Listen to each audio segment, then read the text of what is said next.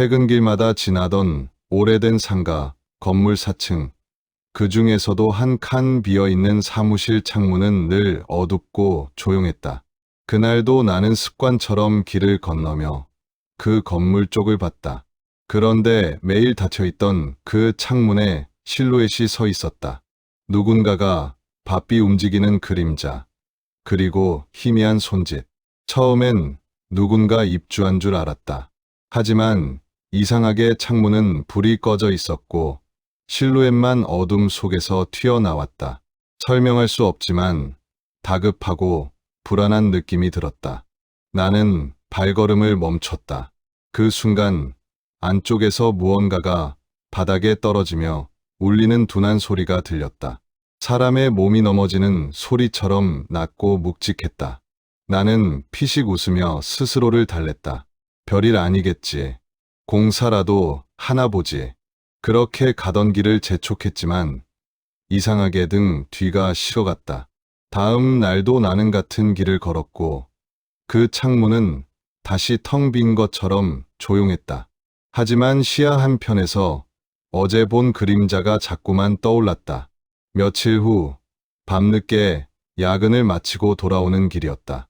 거리는 인적이 거의 없었고 바람이 싸늘했다. 지나가는 순간 나는 무심코 그 창문을 다시 올려다봤다. 그리고 숨을 멈췄다. 아무도 없어야 할 그 방 안, 이번에는 희미한 실내등이 켜져 있었고 그림자가 2개나 보였다. 한 사람은 뒤로 물러나며 손을 내저었고 다른 사람은 가까이 다가가고 있었다. 두 실루엣 사이의 긴장감은 유리창 너머로도 느껴질 만큼 생생했다. 나는 핸드폰을 꺼내려 했다. 그때 갑자기 실내등이 꺼졌다. 건물 전체가 삼켜지듯 어둠에 잠겼다. 동시에 창문 가까이로 무언가가 힘없이 쓰러지는 기척이 들렸다. 몸이 굳어버린 채 나는 한참을 바라보고만 있었다. 소리는 멈췄고 창문은 다시 아무것도 없는 듯 고요해졌다. 지금 무슨 일이 일어난 거지? 바로 신고해야 한다는 생각과 혹시 오해일 수도 있다는 생각이 뒤엉켜 머리가 아파졌다.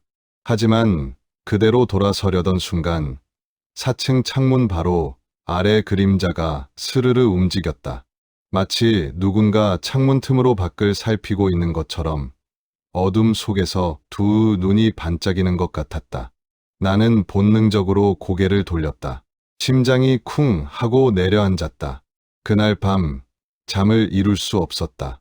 신고하지 않은 죄책감과 그 순간 누군가 나를 봤다는 섬뜩함이 동시에 밀려왔다.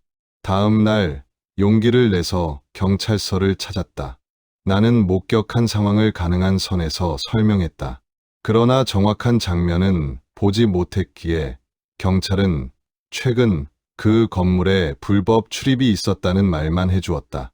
큰 사건으로 보이지 않는다는 뉘앙스였다. 이틀이 지나고 퇴근길에 또다시 그 건물 앞을 지나게 되었다. 이번엔 마음먹고 창문을 보지 않으려 고개를 숙였지만 이상하게 시선이 빨려 들어가듯 천천히 위로 향했다. 창문은 어둡고 조용했다.